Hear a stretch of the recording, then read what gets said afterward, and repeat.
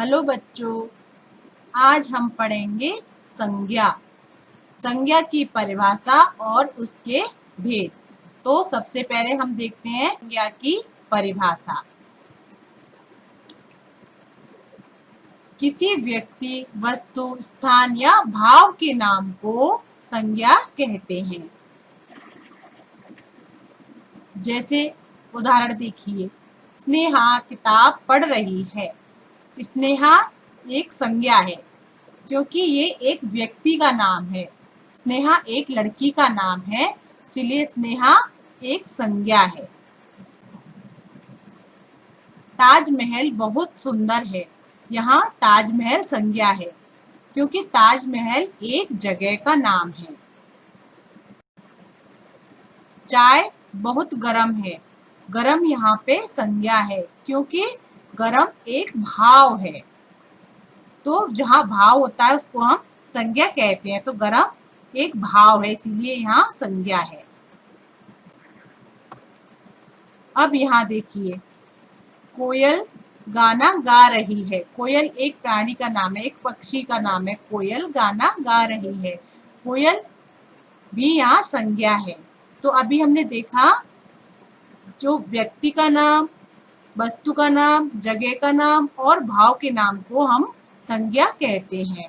तो स्नेहा एक व्यक्ति का नाम है, ताजमहल एक जगह का नाम है, कोयल एक प्राणी का नाम है और गरम एक भाव का नाम है। तो ये लाल रंग से लिखे हुए शब्द संज्ञा हैं। अब संज्ञा के भेद। संज्ञा के 3 भेद होते हैं। नंबर 1 व्यक्तिवाचक संज्ञा, नंबर 2 जातिवाचक संज्ञा और नंबर 3 भाववाचक संज्ञा। ये संज्ञा के 3 भेद होते हैं।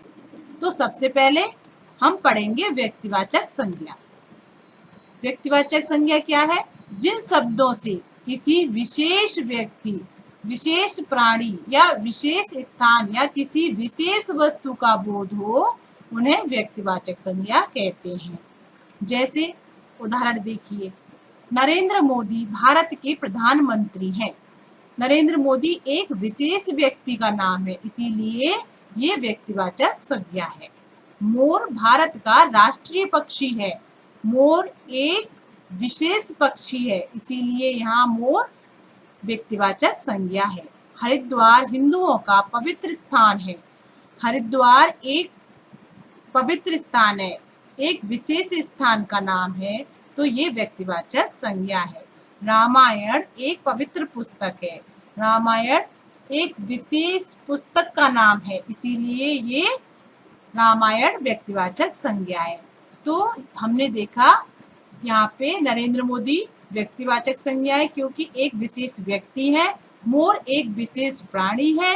हरिद्वार एक विशेष स्थान है और रामायण एक विशेष वस्तु है।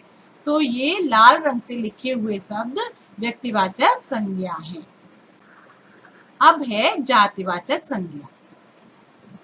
जातिवाचक संज्ञा जो शब्द एक ही जाति के विभिन्न व्यक्तियों, प्राणियों, स्थानों एवं वस्तुओं का बोध कराती हैं, उन्हें जातिवाचक संज्ञाएं कहते हैं। जैसे नदियां सागर में मिल जाती हैं।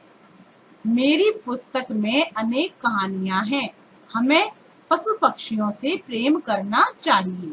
नगर में अनेक इमारतें हैं। यहाँ लाल रंग से लिखे हुए शब्द अपनी ही जाति का बोध करा रहे हैं, इसीलिए ये जातिवाचक संज्ञा है। अब है भाववाचक संज्ञा। भाववाचक संज्ञा क्या है देखते हैं। जो शब्द गुण, कर्म, दशा, अवस्था, भाव आदि का बोध कराए, उन्हें भाववाचक संज्ञा कहते हैं। जैसे उदाहरण देखिए, चारों ओर हरियाली छाई हुई है। माँ मुझसे बहुत प्रेम करती है।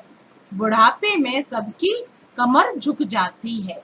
यहाँ लाल रंग से लिखे हुए शब्द कर्म, दशा, अवस्था, भाव का बोध करा रहे हैं, इसीलिए ये भाववाचक संज्ञा कहलाते हैं।